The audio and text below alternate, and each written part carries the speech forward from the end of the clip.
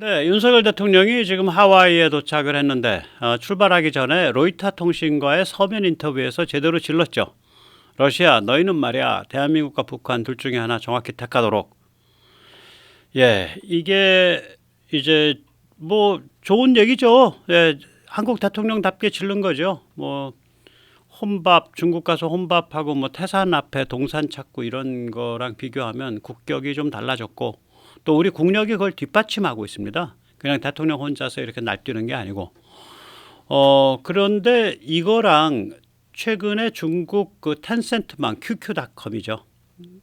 텐센트망에 올라온 그 군사 지정학 평론이 미묘하게 그 서로 그 공통점이 있어요. 그래서 오늘 그 두 개를 엮어서 말씀을 여쭈도록 하겠습니다. 예. 나토 정상회의 참석 출국 직전에 로이터 통신과의 단독 서면 인터뷰였고요. 예, 일단 보도 내용 한 10초짜리 간단히 보시겠습니다. 윤석열 대통령이 나토 정상회의 참석을 앞두고 북한과의 군사협력 수준을 높인 러시아에 경고의 메시지를 냈습니다. 러시아가 우리와 북한 중 어느 쪽이 더 필요할지 잘 결정하라고 했는데요. 네. 이 이야기를 좀 자세히 들고 파기 전에 먼저 세뇌 탈출 자유구독료 부탁 말씀 올리겠습니다. 아시다시피 세뇌 탈출은 광고가 잘 붙지 않습니다. 붙더라도 천천히 붙는 경향이 있습니다. 도와주시면 보다 좋은 컨텐츠로 찾아뵙는데 커다란 힘이 되겠습니다. 감사합니다. 이게 이제 소스가 로이터와의 서면 인터뷰이기 때문에 제가 그 서면 인터뷰 본문을 다 검토를 했죠. 한 대여섯 가지 포인트가 있습니다. 윤 대통령 발언에. 윤 대통령 발언이 아닌 것은 제가 로이터 통신에서의 그 코멘트는 제가 따옴표를 안 했습니다. 예, 한번 직접 살펴보도록 하겠습니다. 예, 모스크바는 러시아의 진정한 이익이 한국인지 북한인지 선택해야만 한다고 윤 대통령이 경고했다. 모스크바와 평양 사이에 군사 동맹이 전개돼 나가는 꼬락서니를 보고 그리고 우리는 우크라이나에 대한 무기 지원 수위를 결정할 것이다 라고 윤 대통령이 말했다. 물론 꼬락서니는 제 백모식 번역입니다. 로이터는 이렇게 말합니다. 한국은 나토의 아시아 태평양 파트너 4개국 AP4 중 하나이다. 북한은 국제사회에 대한 민폐이다. 러시아는 자신의 이익에 한국, 북한 중 어느 편이 더 중요하고 필요한지 잘 선택하기 바란다라고 윤 대통령은 말했다. 유엔 결의를 위반하면 즉 북한과 밀착한다면 한러 관계에 명백한 부정적 영향이 있을 것이다라고 윤 대통령이 말했다. 또한 윤석열은 트럼프 당선 가능성에 대한 언급을 회피하면서 한미동맹은 굳건한 상태가 유지될 것이며 더욱 발전할 것이라고 말했다. 이게 이제 로이터의 그 서면 인터뷰 중에 윤 대통령 발언으로 이렇게 인용된 것들을 제가 정리한 겁니다. 좀 더 이제 보면 결국은 이제 모스크바한테 윤 대통령이 그냥 톡 까고 말을 한 거죠. 야, 너희 줄 어디 쓸래? 북한에 쓸래? 대한민국에 쓸래? 그 다음에 너희가 만약에 북한을 택하면 그때 너희가 북한에 뭐 지원하는지 봐가지고 우리가 우크라이나에 대한 무기 지원 수익 결정할 텐데 너희 골로 가는 수 있어 임마. 그 다음에 이제 민폐라고 국내 언론이 보도를 했는데 사실 민폐가 아닙니다. 이거 매너스거든요. 원문에 그게 아닐 것 같아서 원문을 제가 주의 깊게 봤어요. 매너스는 뭐냐면 굉장히 심각한 위협, 암적 존재를 가리킵니다. 그래서 북한은 국제사회에 대한 암적 존재이며 러시아는 자신의 이익에 한국과 북한 중 어느 편이 더 중요하고 필요한지 잘 선택하기 바란다. 뭐 이런 얘기가 되겠죠. 그리고 트럼프 당선 가능성에 대해서는 직접적인 언급을 안 해야죠. 예, 안 하면서 한미동맹은 굳건하고 앞으로 더 발전할 것이다. 예, 그렇게 얘기를 했습니다.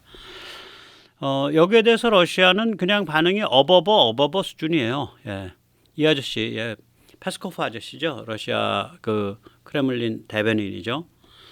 우리는 생각이 전혀 다릅니다. 우리 러시아는 이웃 국가와 좋은 관계를 쌓아가려 하는데 반해 대한민국은 러시아에 제재를 가했습니다. 반면 북한은 우리의 정다운 파트너입니다. 뭐 거의 어버버 수준이죠. 이 아저씨 아들이 런던에서 사는데 청소년인데 아마 동성애자일 거예요. 그래가지고 자기 아들은 그 군대도 안 가고 런던에서 호화 생활하면서 이 아저씨는 이런 소리를 하는데 뭐 러시아가 이웃과 좋은 관계를 쌓아간다 그러는데 이런 좋은 관계 두 번만 쌓았다간 인류가 멸종하겠습니다. 러시아는 이웃 우크라를 참혹하게 저렇게 짓밟고 있죠. 예. 그런데 이제 제가 이걸 보면서 유튜브 채널이 최근에 조명해낸 의미심장한 중국 칼럼이 언뜻 생각이 났습니다. 제가 즐겨보는 채널인데요. 강추합니다. 밀리터리 클래스라는 채널인데요. 이 채널의 특징은 중국 매체의 보도와 칼럼을 신속 정확하게 전달합니다. 번역을 드라이하게 해서. 그런데 더 제가 높이 평가하는 것은 정확하게 오리지널 소스를 명시합니다. 이 유튜브 이제 이제 시청자에 대한 어떤 시청자 조회수에 대한 압박이 있어서 유튜브 하시는 분들의 상당수가 어떤 소스를 인용할 때 그러니까 원천과 날짜를 안 밝히는 수가 있어요. 심지어는 엊그저께는 굉장히 조회수 높은 유튜버인데 K무기 다루면서 일본 반응을 다루는 최신의 그런 일본 반응인 것처럼 제목은 달아놨는데 가만히 숨겨진 그 기사의 날짜를 보니까 2년 전 22년 7월 달 기사예요. 일본 기사가. 그걸 마치 최신의 일본 평론인 것처럼 다시 끄집어내 가지고 이제 다시 다루는 거죠. 좀 안 좋은 것 같아요. 전 그래서 그 사람이 말도 재밌게 하고 참 조회수도 많은데 잘 안 보게 되더라고요. 정래미가 좀 떨어져요. 반면에 이 밀리터리 클래스는 드라이해요. 그리고 소스를 정확하게 밝힙니다. 밀리터리 클래스의 제목을 보면 중국의 반응이 한국의 강력한 경고에 대해서 푸틴이 이례적으로 꼬리를 내렸다. 러시아가 한국 눈치를 보는 이유는 뭐냐? 인데 제목 자체가 많이 과장이 아닙니다. 원문에 비하면. 그래서 제가 또 이제 이 밀리터리 클래스를 좋아하는 이유가 이런 식으로 원문을 밝혀요. 이거 이제 화면을 확대를 해보면요. 이게 6월 30일 게재된 걸 알 수 있고요. 그 다음에 이게 이제 이 기사의 제목이 나오는 거죠. 한국 발출 경고 후 보경 한견 연화 태도 아라사 위하 불감 득죄 한국. 저는 이렇게 한자로 읽죠. 제가 이거를 저걸로 써놓으면 그냥 쉽게 읽는데 번자체 원래 클래식으로 써놓으면 간자체로 써놓으면은 다 일일이 찾아서 읽어요. 그래가지고 이게 이제 텐센트에 걸려 있단 말이죠. 그러니까 등신망이죠. 등신망 좀 이상하죠. 등신망 QQ.com. 예. 그래가지고 이제 또 등신망에 가서 제가 이제 6월 30일 날 이 기사를 검색을 해봤지 않습니까? 그랬더니 사라졌어. 발견할 수가 없어. 민감한 내용이기 때문에 사라졌을까요? 제가 못 찾은 것 같지는 않고 제목을 이렇게 해서 다 집어넣었으니까. 아니면 러시아나 한국에 이미 한번 기사를 띄워가지고 메시지가 전해졌다고 생각을 하니까 내려버리는 걸 수 있어요. 제 내용이 상당히 음미할 만합니다. 이 제목의 뜻이 이거죠. 한국의 경고에 대해 러시아가 매우 이례적으로 태도를 누그러뜨렸다. 러시아는 왜 감히 한국을 공격하지 못할까? 불감. 왜 감히 뭐뭐하지 못할까? 불감 득죄 한국. 득죄는 한국을 공격한다. 무례하게 짓밟는다. 러시아는 왜 한국을 짓밟지 못할까? 그런 소리가 되겠죠. 그래서 이 밀리터리 클래스가 원래 이거를 약간 어감을 좀 더 섹시하게 바꿔서 다룬 밀리터리 클래스의 제목. 한국의 강력 경고, 이례적 꼬리 내린 푸틴, 러시아 한국 눈치 보는 이유. 이게 그렇게 많이 오류가 아니에요. 그래서 제가 이 채널을 강추합니다. 상당히 드라이하고 정확한 채널이에요. 예, 그리고 이 소스를 이렇게 밝혀주니까 이게 화면을 확대해서 보면 등신망 6월 30일 기사구나라고 확인할 수가 있어요. 그래서 감사하게 생각하고요. 예, 계속 이제 좀 얘기를 드리겠습니다. 제가 만약에 소스가 등신망에 있었으면 그 소스를 직접 인용을 하겠는데 밀리터리 클래스 이미 그 소스는 사라졌고 등신망에 텐센트에서 사라졌고 밀리터리 클래스에서만 있어서 그걸 많이 의존했습니다. 감사합니다. 이제 이 칼럼은 처음에 문제를 제기합니다. 문제를 제기하는데 문제 제기가 굉장히 재밌어요. 우선 첫째, 그 푸틴이 북한의 러시아 지원을 이렇게 북한과 밀착을 하니까 한국이 너 그러면 임마 우리가 러시아에 그 무기 공급하는 수 있어 라고 얘기를 하니까 푸틴이 베트남에 있으면서 야 너희 한국 조심해라고 경고를 하니까 한국이 되받아쳤어요. 그걸 무제한으로 공급하는 수 있어 임마. 그러고 나서 러시아 푸틴이 꼬리를 내렸어요. 그 얘기를 쭉 앞에 묘사를 해요. 그러니까 북한 밀착, 한국의 경고, 거기에 대해서 푸틴이 베트남에서 맞받아친 것, 거기에 대해서 한국이 다시 맞받아친 것, 그 다음에 러시아가 깨갱한 것, 이 과정을 쭉 설명을 하고 이제 우리는 들으면 기분 나쁘죠. 한국과 같은 작은 국가, 게다가 주권이 완전하지 않은 국가에 왜 러시아가 수그러들지? 중국은 우리가 주권이 완전하지 않다고 비아냥거리죠. 뭐 전시작전권 이런 거 거론하면서 뭐 중국 눈에 그렇게 보이는 거죠. 우리는 전시작전권을 왜 안 갖고 오냐? 이게 겉으로는 북한이지만 실제로는 중국이야. 그러니까 독박을 미국에 씌워놓는 거지. 너희가 중국과 제대로 앞장서서 싸워라. 그 땅도 너희 평택에 내줄 테니까 크게 거기 너희 육군 왕창 주둔시켜.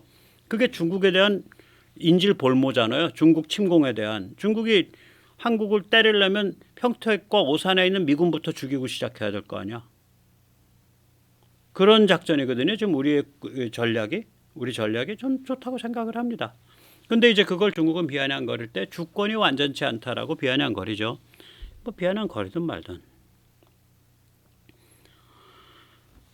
그래서 이제 이 신문은 이 칼럼은 이제 그 러시아가 한국에 대해서 굽힌다. 그러니까 부드럽게 나아갈 수밖에 없는 부드러워질 수밖에 없는 두 가지 이유를 꼽는데 첫째가 한국의 강력한 제조업 기반과 군수 산업이다.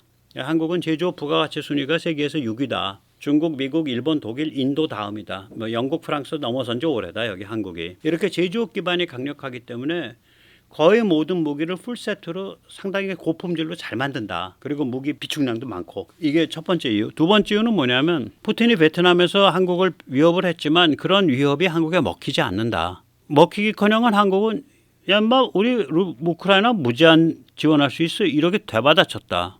이거 왜 그러냐. 러시아가 한국에 대해 쓸 수 있는 경제적 군사적 위협 수단이 없다. 경제적으로는 한국의 그 숨통을 조를 수 있는 경제 수단이 러시아한테 없다. 러시아로부터 수입하던 에너지, 그건 뭐 중동에서 수입하면 되고 하니까 수단이 없다 실제로. 그러면서 이제 자세하게 좀 문제를 풀어갑니다. 그 다음번에 러시아가 한국을 그러면 경제적으로는 수단이 없는데 군사적으로는 위협할 수 있지 않냐. 그것도 불가능하다. 그러면서 이제 중국과의 복잡한 관계를 얘기를 하는 거예요. 러시아가 한국을 군사적으로 직접 공격할 수 있는 길은 없다. 세계대전을 일으키자는 소리니까. 그러면 이제 북한을 내세워서 한국을 간접적으로 공격하는 방법이 있는데 이 경우 미국과 한국만 관계된 게 아니라 중국도 관계가 된다. 그러니까 중국 가만히 있지 않는다. 왜냐? 야 동북아는 중국 나발이야. 중국의 거부권이 작동하는 데야. 너희 러시아가 좌지우지할 수 없어. 그런데 중국은 한반도의 전쟁 재발을 원하지 않아. 이건 조금 다른 얘기예요. 한반도에 전쟁이 있으면 중국이 원하는 시점에 중국이 원하는 방법으로 있어야지 너희 러시아가 숟가락 꼽을 일 아니야. 저는 그렇게 해석을 합니다. 따라서 푸틴이 한반도 불장난을 하면서 이렇게 북한을 밀착하는 거, 또 이거에 대한 한국의 반발, 이거 중국 입장에서는 굉장히 참 불안한 일이다. 그래서 푸틴은 동아시아에서 매우 위험한 지방방송 불장난을 하는 중이다. 결국 그 소리를 해요. 백모 용어로 하면. 이게 제가 기억하시겠지만 푸틴이 북한 방문하자마자 저는 그렇게 말했잖아요. 이거 중소 분쟁 시즌 2야. 여기가 어떤 데인데 지금 푸틴이 숟가락 들고 미투 하면서 덤벼들어서 지방방송 틀어. 여기 한 수 삐끗하면은 폭발하는 데고 폭발하면은 러시아는 화상을 안 입지만 중국은 중화상을 입어. 한국이 뭐 가루가 되든 말든 간에. 그러니까 이거는 푸틴의 목적이 뭐냐. 중국한테 야 우리가 한반도에 불지를 능력 있어. 그러니까 나 창녀처럼 취급하지 마. 너희가 지금 우리 약점 다 들고 있다고 나를 지금 껍데기째 그냥 벗겨 먹으려고 그러는데 너희 그러지 마 임마 라고 경고하는 거다. 이거는 한반도 전쟁 촉발 능력이 있다는 걸 증명함으로써 중국에 대한 레버리지를 쓰려는 거다. 제가 방문하자마자 그 해설을 해드렸죠. 이 비슷한 해설이 일본에서 많이 나온 모양이더라고요. 그 시기에 일본에 계셨던 분이 저한테 연락을 하셔서 일본에서도 그런 뉘앙스로 해설하는 거를 들었다. 그렇게 말씀을 해주시면서 격려를 해주셨어요. 자, 그러면 이제 여기서 이제 한 걸음 더 나가는 거죠. 예, 이걸 아주 적나라하게 얘기하더라고요. 중국 공산당의 속내를 고백을 해요. 한마디로 푸틴은 지금 중국을 서방의 주적으로 내세우려고 공작을 하고 있다. 그러니 이게 그러니까 중국 공산당이 의도해서 한번 올렸다가 2, 3일 만에 내리는 그러한 칼럼이 된 거죠. 이걸 계속 걸어두면 안 좋잖아. 근데 야 우리 중국 공산당 중국이 러시아한테 야 우리가 너희 속내 알거든 하고 카드 한번 쓱 보여줬다가 다시 집어넣은 거예요. 또 한국한테도 야 우리가 제 속내 저렇게 아니까 한국 너희가 그렇게 움직이는 거 우리가 왜 그런지 알아. 그렇게 해 계속 괜찮아. 일종의 웃기는 게 한중 파트너십이 만들어진 거야. 북러 밀착에 대한 대응에 있어서 한국과 중국의 입장이 좀 비슷해요. 이거 나쁜 게 아닌 그러니까 비웃을 일이 아닌 게 지방방송 끼지 마라 이거야. 이거는 생사를 다투는 메인 게임이다. 링 위에 선수만 올라와. 근데 푸틴 러시아 너희는 무자격 선수야. 내려가 임마. 그 소리야 이게. 링 위에 목숨 건 선수만 올라와. 중국 올라오고 한국은 올라가 있고 미국 올라오고 일본 옆에서 물 떠서 왔다 갔다 하고 있고 목숨 건 선수만 올라와. 이 링 위에. 너 임마 뭔데? 내려가 임마. 너희는 무자격 아니야. 지금 그 얘기를 하고 있더라고. 그걸 이제 중국 공산당 용어로 쭉 표현하고 있어서 제가 읽어드릴 테니까 그 몇 개 포인트를 한번 직접 음미를 해보세요. 푸틴의 북한과 베트남 방문은 미국의 전략적 초점을 동아시아로 이동하도록 유도해 중국을 미국 서방의 최대의 라이벌 심지어 적으로 만들려는 의도이다. 중미 갈등을 이용해서 러시아의 이익을 가져다 주기 위한 것이다. 이는 중국과 아시아에겐 재앙이다. 과거 한국 전쟁 때 소련이 북한을 선동하여 전쟁을 일으켰고 그 결과 중국이 그 난장판에 개입해야 했던 상황이 다시 반복될 수도 있다. 뭐 이건 사실이 아니죠. 모택동과 스탈린이 미리 공모한 전쟁이죠. 6.25는.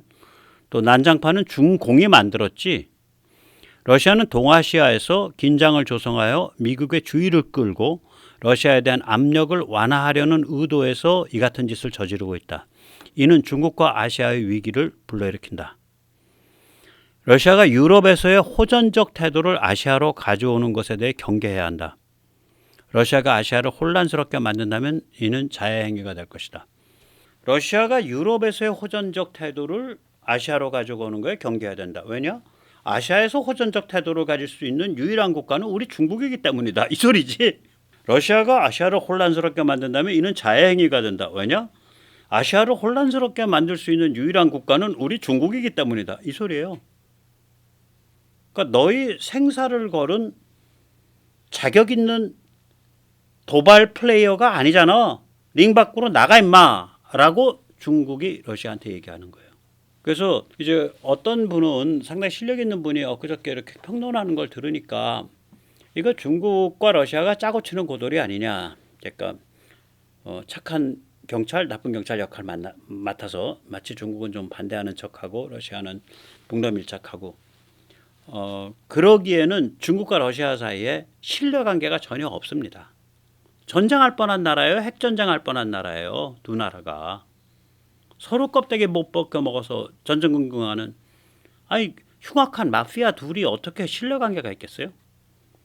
그래서 이거는 무슨 북한 지원 뭐 이렇게 해서 중국과 러시아의 역할 분담해서 짜고 치는 고돌이가 아니라 러시아가 중국에 지금 대항해야 되거든요. 중국 식민지로 전락해 가고 있으니까 몸값이 자꾸 싸지고 있다고요.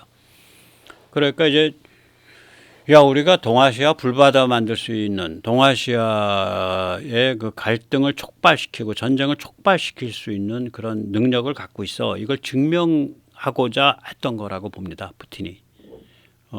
그래서 이제 이 귀할분, 예, 그 천박한 북한은 거기 홀라당 넘어갔고 그래가지고 또 중국에 찍혀서 지금 개고생하고 있고 중국에 드디어는 북한 노동자 보고 너희 다 나가 해서 밥 굶게 생겼고 중국과의 물자 교류가 약화되니까 지금 북한의 그 암시장 물가 엄청 치솟고 달러화 폭등하고 있고 암시장 달러화 위안화 폭등하고 있고 북의 평양도 이제 머리가 안 도는 거죠. 예. 그러니까 이게 뭐냐면은 중국 입장에서 보면 야 우리가 지금 주유소에서 불장난하고 있어 임마. 그래서 우리가 머리 아파 우리도.